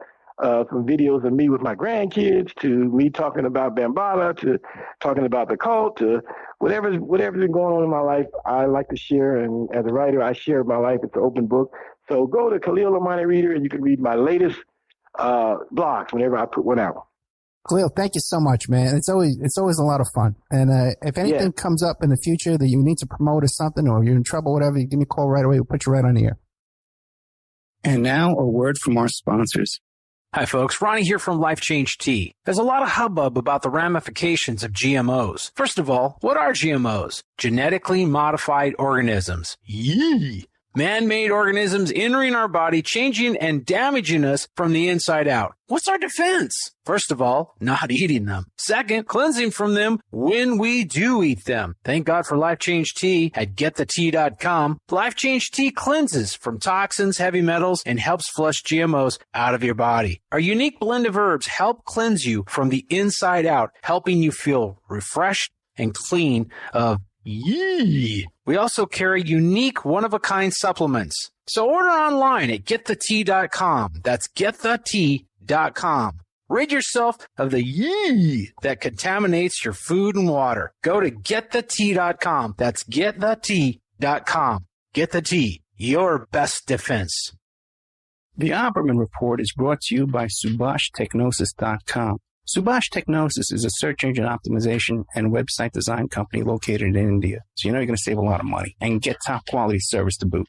They offer all kinds of services, business process outsourcing, data entry, banking BPO services, recruitment process outsourcing, software testing, offshore research networking, customer care, press release content writing and distribution, and much, much more. They offer website development, e-commerce solutions, mobile responsive designs. Now, I've personally worked with Subhash for over 10 years. This is the man that puts out my press releases. They've done work on my websites, so I can personally recommend SubhashTechnosis.com.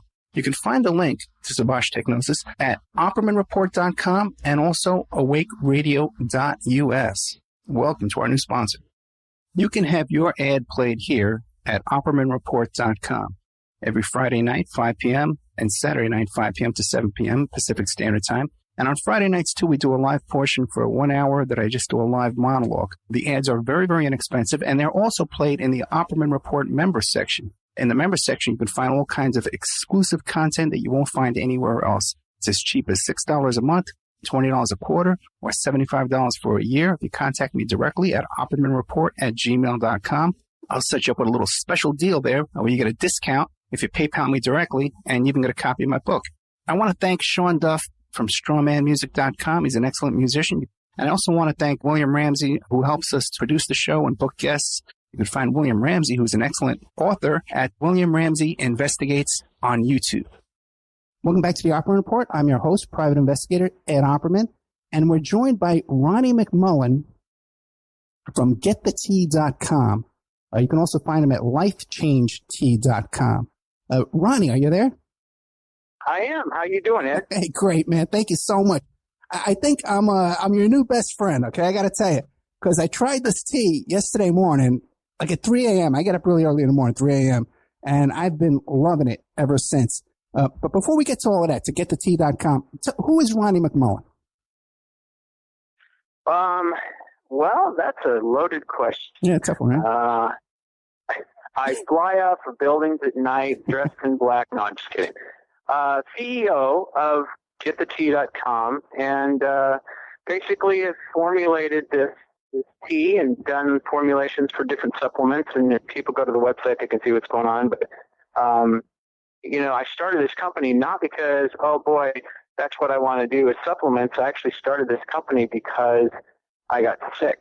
And when I got sick, there was a lot wrong. I just won't go into that depth, but there was a lot wrong. And I was a talk show host at the time, and I've had this listener that said, "Hey, you need to try this tea." So I got with this doctor, and he formulated a tea. And since then, I have formulated a tea and formulated some supplements and put everything and basically got my health kind of up to par. Not totally over the hump yet, but probably maybe 70, 80% of what I had and what was going on is gone. And just by changing diet, changing how I supplement, learning more about water, learning more about our air, learning more about what's going on in our environment, because environment changes everything, and even down to the emotional basis, because when we are emotional beings, that can change our health by a lot. A lot of people have a disease, and they think it's based on just their body, and it's really based on a lot of emotional too. So just really learning all the facets of the body and how to achieve wellness. So that's been kind of my goal now, and been doing that for, I think I'm running on 11 years. Okay, really? Okay. Now, what kind of radio show did you do? Well, I did. I started off, I had a religious show. Okay. I'm pretty intuitive, and so it was called the Prophetic Watch. And then I learned a lot about extraterrestrials and UFOs and the kind of the they and them agenda, the Illuminati, all this. And so I ended up kind of spawning off of that, ended up doing a UFO show called UFO Encounters Live. And that ended up being syndicated. And then my last show was just called the Ronnie McMullen Show, where I didn't go into the religion. I didn't go into UFOs. I kind of just went into good topics, and it's still talking about what's going on in the world and waking people up and so on and so forth. And that did really well. And then I retired, about 2 years ago I retired. But I'm thinking about getting back into radio just a little bit. And so, it gets in your blood. You can't, if you're a talker, you probably know what I'm talking about. If you're a talker, you can't get out of it. Yeah, I get to meet the most interesting people in the whole world, but it's squeezing all that into the schedule, and having them come up. I tell them 5 hours of radio a week, plus the members section. And then that becomes such a grind, but you're right. It's such a blessing. You get to meet the most fascinating people on the face of the earth and get to know them off the air too. You get to know these people and you stay in contact with them. Yes, correct. Yeah, correct. And you depending on what show you are or how you are or what you're looking for, it's like an incredible college course, and it never ends, because you're always bonding with people, or, and I had people on the show I didn't agree with, but I still learned off of them. So it was, very enlightening. Yeah, I was even saying that if I read a book, next book I write will be the more I learn, the less I know. Because the more people I talk to involved in these things, involved in Watergate firsthand, involved in the JFK assassination, you realize the less you really know about these complicated topics in history. So thank God for the show. Thank you, listeners. I love you very much. Okay. Now, you contacted me about the tea, right? And I said, okay, fine. You want to sponsor the show? Yeah, well, I'll put you on, no problem. Let's talk numbers. Let's talk money, right? Right away.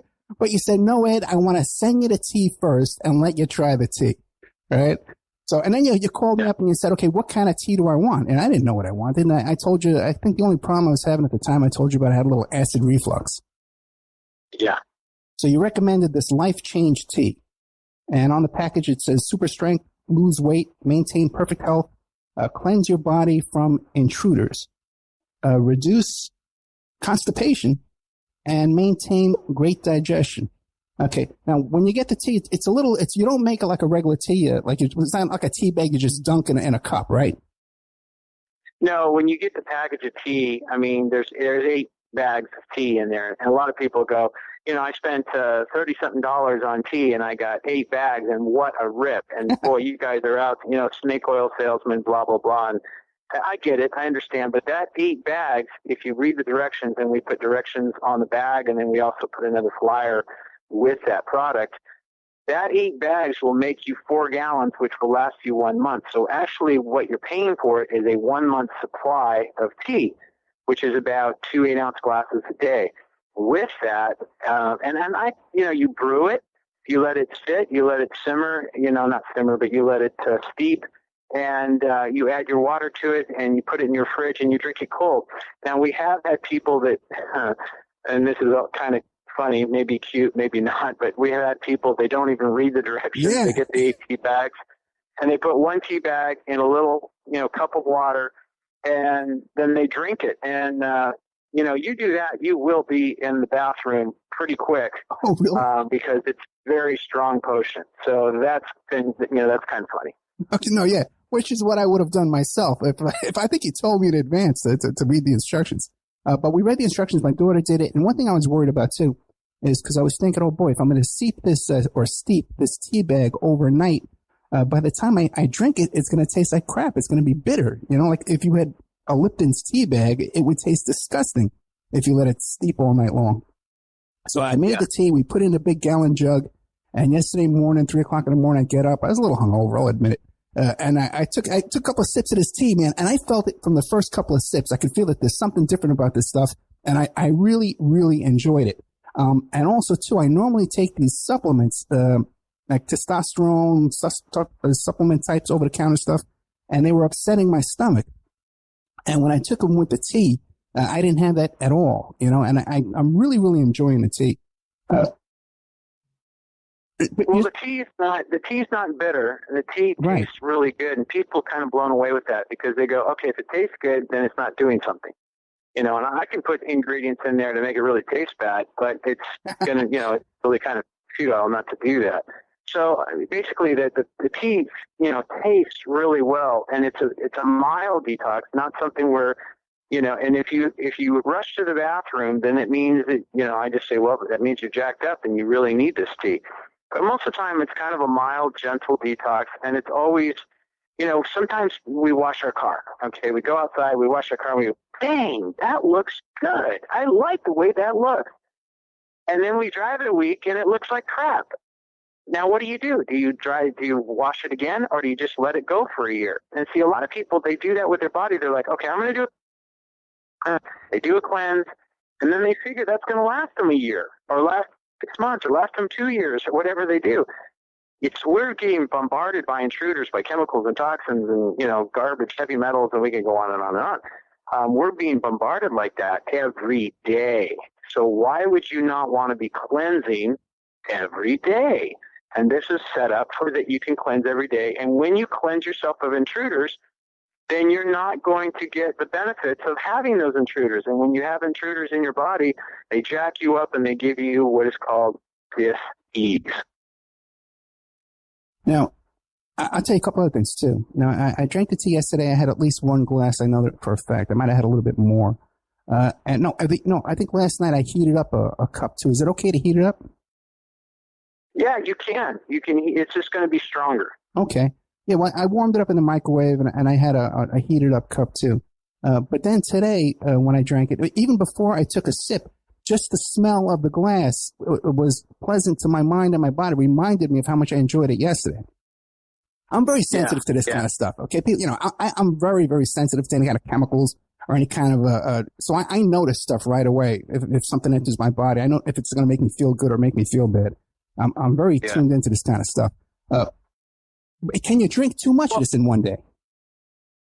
Well, and I think, you can drink, I drink sometimes 20 ounces a day. I mean, you can't really drink too much, but in a way you can, because then you're going to be living in the bathroom. So, but what's interesting about this tea is, it tastes really good, and people, sometimes because it tastes good, they go, oh, this can't possibly be working because it tastes good. And, no, you can have it taste good and you can have it working. And, the big thing that I look at is, with it tasting good, going into your body, cleansing your body, this is a beautiful thing. This is, I drink it every single day. And with that, I keep the intruders at bay. And, this is going to help your body in so many ways. We have so many emails with people having all kinds of different issues, and the different issues, they're like, oh, help me with this and help me with that and help me with this. And I think to myself, wow, this thing is mind blowing. So, that's kind of, to me, that's very exciting to get the emails of how it's helped them and made them better. Now, you're my age. We talked off the air. You're 55 as well. Now, you're drinking the same one that you sent me, the Life Change tea? Yes, super tea. Yes. Because when you go on the website, getthetea.com, there's a million different kinds of tea on there. Or you called it yesterday herbal drinks. It's really not teas; they're herbal drinks. Yeah, it's an herbal drink. It's 8 to 10 different herbs that are inside of it, and that's why people go, I'm not paying that kind of money for green tea. And it's like, well, no, I understand that. I'm going to the store and I'm going to get my tea for $5, $7, whatever it is, and I'm going to drink. Well, I have nothing against green tea at all. Green tea is good for you. A lot of green tea is going to have caffeine. We have a little bit of green tea, and it's so little that basically it registers as zero caffeinate. There's no caffeine in my tea. It doesn't even register. So basically, I have an herbal drink, and I always look at it this way. It's like a Native American. You go to the bottom of the hill, and then okay, we're going to climb up this mountain. You climb up the mountain, and then you make this herbal tea, and you drink it, and you get clarity. And I see it like that sometimes. It makes it kind of fun. Is it truly that? I don't know. But it sounds good in a story. Okay. Now, the audience knows that because I do this thing called a Daniel fast where I quit drinking coffee and I quit drinking alcohol for 21 days, but I've extended it up to 6 months, and I do it all the time. And people are always saying, you're still on a fast, and they're really interested in the Daniel fast that I do. So after this last time getting off the fast, I don't have a coffee pot in the house because I have a problem with coffee. I drink coffee in the morning, then I start drinking coffee all day long, and I start adding energy drinks, and it just makes you more tired and out of shape. And I start getting lazy. I don't work out. So right now I go out to the coffee shop. I get 1 cup of coffee every day. But yesterday when I drank the tea, the Life Change tea, okay, I had no desire to run out and get coffee whatsoever. Now, is this something, what about drinking coffee on top of this? Is that going to cause me problems? Because I do enjoy going to a coffee shop. Let me tell you about the tea. And I don't even know how it does this, but it's kind of like, I still have not figured out how a plant can grow from a rock, but it does. So this tea is kind of interesting because it goes in your body, these herbs mixed and kind of doing their synergy. They go in your body and they get rid of things that shouldn't be there. I call them intruders. But the opposite side of this is they leave things that should be there. So coffee is, I think the jury's out on this. Coffee can, they say, it's really bad for you. And caffeine's definitely bad for you. But the coffee itself is not necessarily bad for you. So, is the tea going to see the coffee as an intruder? Probably not. And so it's, basically what I'm saying is you can do well. Now, let's say you took a pharmaceutical and you had some medicine that you needed to take. You want to take that tea between 2 to 4 hours away from when you take your medicine, your pharmaceutical. And here's why, because most pharmaceuticals are synthetic, so they're man-made, so they're not herbal, and the tea sees that as an intruder. So those herbs, not really the tea, but the herbs itself see that as an intruder, and they want to throw that out of your body. So if you're on some kind of medication that's very vital, you don't want that medicine being, thrown out of your body. So you want to be 4 hours away from the tea. Now, if you're taking a supplement, and you're taking an all-natural supplement, then it's, again, a different ballgame. Tea sees that as not an intruder, so you can take your supplements with the tea, and that's kind of a cool thing. Okay. Well, there's all kinds of good stuff. I can't tell you. No, just kidding. There's persimmon leaves, there's marble leaves, there's holy thistle, there's marshmallow leaves, blessed thistle, papaya enzyme, ginger root, sarsaparilla leaves. Am I boring anybody yet? And then green and white tea leaves. So it's kind of a synergy thing. And again, this is my concoction at the top of the hill. We make it and get enlightened. No, I'm just kidding. But basically, it is a brew. You make this brew and you add water to it, put it in your fridge, and it will do its job. A lot of people go, that's no way. And, it does. And then I've had people call and they'll say, I've been on this tea 3 days and, it's not working. And I go, okay, well, everybody's different. Be patient. And they'll call maybe a day, 2 days later, and they'll go, okay, it works. It's good. And I've had other people, they drink, one drink and they're like, holy cow, this is working. So Everybody is different. And it also depends on your digestive tract. It depends on, your diet. I mean, there's all these factors that go in. But no matter what, the herbs work. End of story. Oh, and all the ingredients are organic, right? Yes, correct. Okay, now maybe that's it. Okay, because I tell you, it didn't increase my bowel movements or my urination or anything like that. Okay, but I could feel energy from it. I could feel wellness from it. I'm being honest with you. But maybe it's because I'm vegan and I don't put any kind of crap into my body except for alcohol. I drink alcohol and coffee. A little ketchup. A little sugar in my ketchup. That's about it. I have to say, Ed, you're cracking me up. It's like, I'm totally vegan and I breathe perfect oxygen, but I drink some turpentine every once in a while. What, you think alcohol is really too bad? It just depends on intake. I'm not against alcohol. I know a lot of people have alcohol. I mean, quite honestly, I do too. I'll have a beer once in a while, but hard alcohol can take its toll on your body, and lots of alcohol can take its toll on your body. But if you're just drinking, a beer once in a while or a glass of wine once in a while, totally, it's actually probably not a bad thing at all. Now, if you're diabetic, it can be a little different. But if you're just having a drink once in a while, I do not think there's any harm in it at all. Yeah, but I'll tell you this. I think I have more debilitating effects on my body and my health by drinking coffee and sugar. I don't add any sugar to my diet whatsoever. Just a little sugar that's in the ketchup is pretty much, or in canned products. But otherwise, I don't eat any sugar. We haven't bought sugar here in a couple of years. And when I go on that Daniel fast and you cut out all the sugar, even in processed, like ketchup, you don't have the sugar in the ketchup. You really feel that withdrawal from the sugar, man. You got a headache for 3 days. Oh, yeah.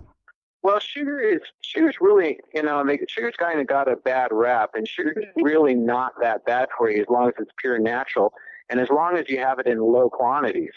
What's really bad, and of course you said you're vegan, so you understand this. And again, I'm not saying this for anybody out there to beat you up and tell you that you need to do this. I'm just saying what I found is I've just lately gone vegan, and oh my God, we could talk an hour on that. But long and the short of it is, actually, there's a lot of studies and clinical trials that sugar is really not that bad if it's in moderation and if it's natural organic cane sugar. But what the problem is, and number one problem in digestive tract, we always say the sugar, especially a diabetic, oh, it's just sugar. And of course, I've been taught that so big, oh, it's sugar. Actually, the number one thing that's really bad for the body is milk products. That's number one. Actually, excuse me, I just told a fib. It's actually not number one. It's number two. Number one is gluten, okay? Gluten from the wheat. That is number one. Number two is dairy products. Number three is meat products. And number four is egg products. So obviously, just taking vegetables, and then of course you can take it even further. You've got vegan cooked vegetables and grains and legumes and so on and so forth. And then there's people that believe that you should have it all raw, which you do. You're upping the scale by having raw vegetables versus cooked vegetables. But you talk about got to be on track. I tip my hat to the people who can just eat a raw vegetable diet. I'm like, you're wonderful. Wow. Because I don't know if I can pull that off. But I have to say, going vegan, I didn't think I could pull that off, and I am. So, and I'm watching things plummet. So if you have disease, vegan's the only way to go.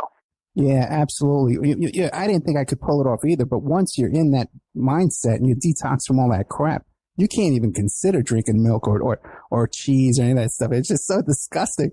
And I'm one of those vegans too. See, I don't like the imitation stuff where you go to a restaurant, they have like imitation spare ribs made out of tofu, some nonsense. I don't eat that stuff at all. I like to really go with it, man. Fruits, vegetables, and beans and stuff, legumes, all that kind of stuff. Really go with it, man. Potatoes.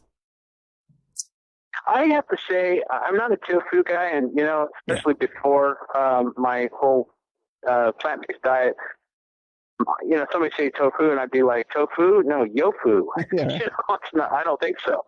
But I have cooked it, and it's really not bad. It kind of tastes like eggs. If you flavor it the way you want to go. So I've not been too opposed. And the big thing is, it's from beans, and it's a lot of protein. So that part's real good. But, everybody's diet's different. I mean, you go back in the Midwest, and it's meat and potatoes, back east, it's meat and potatoes. And if you go towards the west, it's more spice and live life and everything else. So I think we're all different. We got to follow what's in our heart. And I think when we tell somebody else how they need to be, I think that's probably not the good idea. People will find their way. It's built in them. Yeah, right. Just because me and Ronnie are vegan doesn't mean you have to be vegan to drink the tea. Not at all. Right. Not at all. I mean, I had a guy tell me, he says, vegan's not for, he wasn't taking it from a standpoint of I need to eat meat. He was taking a standpoint of his blood work and everything else. So he says, I need a little bit of meat. I don't eat a lot of it, but I eat a little bit of meat. And that's cool. I mean, I kind of wish I could, but I can't. At this point in my life, I can't, nor will I, because I'm out to see the benefits. And I know one thing, when you are eating plant food as a diet, then all of a sudden you take supplements, especially mine, because they're all organic, they're non-GMO, and no fillers.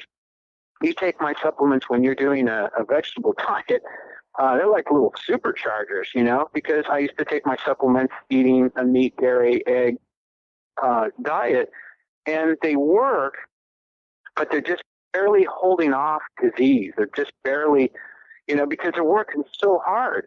And all of a sudden you do a vegan diet or a plant-based diet. Oh my God. Then all of a sudden they're like, hey, we're buddies. Yay. And your body has a great time.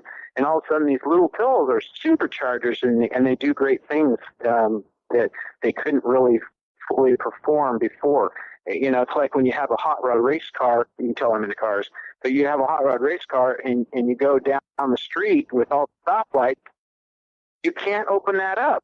But you get on a racetrack and rock and roll, baby, you can let that thing fly. And that's kind of the different thing with supplements. When it's bonded with a vegan or plant-based diet, oh my gosh, it's like, yeehaw! Yeah, because you don't just sell tea. When you go to getthetea.com, there's a whole pull-down box on the site called categories, which basically are designed to aid you in these different areas like cleanses, eye health, fat burner. There was one here too about immune support, stamina, and energy. Well, so give me an example, the stamina and energy one, because I can use more of that. What kind of ingredients would I find in there? Well, we have so many different products. That'd be a long list. But, okay. If you're looking for stamina and energy, I would tell you, you might want to be looking at 8th Element, which has cordyceps in it, It's got mushrooms in it, dude. Really, they're very cool. But it's not psychedelic mushrooms. So there's a lot of effects. When you have intruders, and I have to be careful how I say things here. So when you have intruders in your body, it's very important to know that you need to be putting stuff in your body that doesn't like intruders, that gets rid of intruders. Otherwise, you're going to have disease, and you're going to have things like cancer. You're going to have things, high blood pressure. Inflammation is a killer. And what's interesting is when we're really inflamed from different foods we eat, and then we get stressed, it's like putting your head in a vice, and the next thing you know, you're in trouble. So anti-inflammatory products are wonderful for your body, and that's really where you're going to get your energy, is when all of a sudden your inflammation goes down. So you want to be fighting the intruders with everything that fights intruders, and it's really an easy mechanism. It's just learning the mechanism. So if I wanted to improve my health and improve my well-being, and I wanted to try the teas, which tea would you recommend I start with? Either one of them is fine. The super tea is pretty powerful. We have one called Formula 13, and it's almost the same, but it's got pomegranate in it. So it tastes really good. A lot of people, they want just a little bit of flavor, so I tell them the pomegranate's the way to go. But they'll all do the same thing. They're all about detox. They're all about cleansing your colon. And colonoscopies are no fun. So, if you're cleansing your colon, your organs are drawing off the nutrients that are going through your body, and life is good. That's the biggest thing. And also something that's free that you don't have to buy, blah, blah, blah. Drink water. Drink good water. Very, very important. I think 70-80% of us in the U.S. are dehydrated at all times. We don't drink enough water. Yes. And the biggest abuse in corporate world is water. So we really need to be preying on the whole water thing, and under that is vital to our body. is drinking. And I could sit here and say, Ronnie, do you drink enough water? And I'd say, sometimes I don't. And it's terrible. Something so simple as having a glass, tipping it and putting it in your body, and yet we don't do it. And we think if we drink coffee that we're getting liquid. We're being hydrated. We're not. That's dehydrated. So you got to drink, I think it's like 2 to 3 glasses of water to equal 1 cup of coffee. So it dehydrates us, and our organs suffer when we dehydrate. So simple, free, easy thing, drink a lot of water, and good water at that. Yeah, if you've ever seen people at the 7-Eleven filling up that glass with the soda at the fountain there, yeah. There's so many spoonfuls of sugar in that thing. Yeah, that doesn't count. And the energy drinks, that doesn't count. You're not being hydrated. I'm going to drink a Gatorade. You can drink a Gatorade till the cows come home. You're not becoming hydrated. So water is the key element. And there was actually a doctor that went off on water and said basically you can cure diseases with water. And I thought that was an interesting book. We're running out of time. I got to have you back for a whole hour, okay? Because I could pick your brain for hours. No, I really could, because another thing too. When I had this tea yesterday morning and I was filled with all this energy, I never had an energy crash like you get with the energy drinks and you get with coffee. That didn't happen either. I was really pumped up all day yesterday. In fact, I was bugging Ronnie like 7:00 in the morning. Yes, okay. Telling him how much I love the tea. But we are out of time. We're with Ronnie McMullen, getthetea.com. Ronnie, what do you want to leave us with? I would say be well and really focus. Everybody focuses on their finances. They focus on this, that, and the other. Focus on your health and how you feel, because that changes your life, is how you feel. That's so true. And when your mind is clear and your body is healthy, you can make more money. You can get more projects done. You can get more things done. Ronnie McMullen, getthetea.com. Thank you so much, brother. We'll have you on again soon. Thank you very much. Good night. All right, they had Ronnie McMullen, getthetea.com. It's our brand new sponsor. I'm really excited about it. And like I said, listen, if the guy wanted to sponsor, he would have sponsored, but I would have took him anyway. But I tried this stuff yesterday and I'm over the top on how much I'm enjoying this stuff. I'm going to be telling you a little bit more about my experiences on the after show. But if you enjoyed today's show, check out OppermanReport.com. We have 2 brand new shows up in the member section. One is a lost, well, they're both lost episodes. One is a lost episode about the guy who said what happened in Vegas. He came to Vegas. He was at a strip club and the cops beat him up. And he's now his show's all over the place. You can find it on Vios and now he has a whole new. He added a theory about the Las Vegas shooting at the Mandalay Bay. I didn't watch that part, but anyway, we had him on the show, and then he got all upset about the comments on YouTube. He didn't like the comments and had hissy fits. We took it down. Now it's in the member section. I did another show with a guy too, had some legal troubles. I was trying to help him out.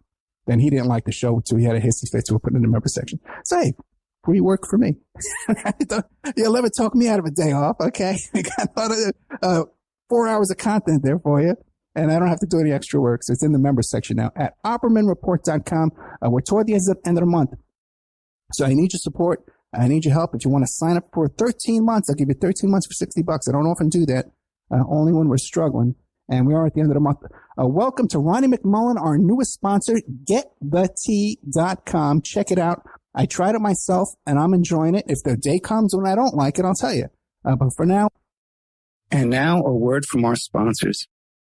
People are waking up. They're standing up to those pushing pesticides and GMOs as safe alternatives for a starving world. What a bunch of crap. I tell you, I'd rather eat dirt. So I drink Life Change Tea. It's an herbal drink, cleansing my body of toxic sludge and nasty chemicals, and of course, ridding the intruders that are hidden in my so-called food. And by the way, Life Change Tea is non-GMO and organic. No fillers, no yuck. Just a great defense against you-know-what. May the supplement force awaken you. Don't fall to the dark side. Sorry. I went to the movies last night. Anyway, enough said. How do you get that herbal drink and change your life? GetTheTea.com. That's GetTheTea.com. You will awaken. You will get stronger, and you might even lose a bit of weight. So awaken to Life Change Tea and the many one-of-a-kind supplements at GetTheTea.com. That's GetTheTea.com. May the supplement force be with you. The Opperman Report is brought to you by SubhashTechnosis.com. Subash Technosis is a search engine optimization and website design company located in India. So you know you're going to save a lot of money and get top quality service to boot. They offer all kinds of services, business process outsourcing, data entry, banking BPO services, recruitment process outsourcing, software testing, offshore research networking, customer care, press release content writing and distribution, and much, much more. They offer website development, e-commerce solutions, mobile responsive designs. Now, I've personally worked with Subhash for over 10 years. This is the man that puts out my press releases. They've done work on my websites, so I can personally recommend SubhashTechnosis.com. You can find the link to Subash Technosis at OppermanReport.com and also AwakeRadio.us. Remember, all these shows on Awake are brought to you by EmailRevealer.com. You can go to EmailRevealer.com and get a copy of my book, How to Become a Successful Private Investigator. You also do all the kind of different services for you. Online dating service investigations called an online infidelity investigation. And that's where you give us your husband or your boyfriend, your girlfriend's email address, and we trace it back to their online dating websites. And we return a list of all the dating sites that email is registered to. And all kinds of digital forensics, computer and cell phone digital forensics, where we can recover deleted content from an email or a hard drive and produce a report for you that you can use in court. That's EmailRevealer.com, or you can contact me at OppermanInvestigations@gmail.com.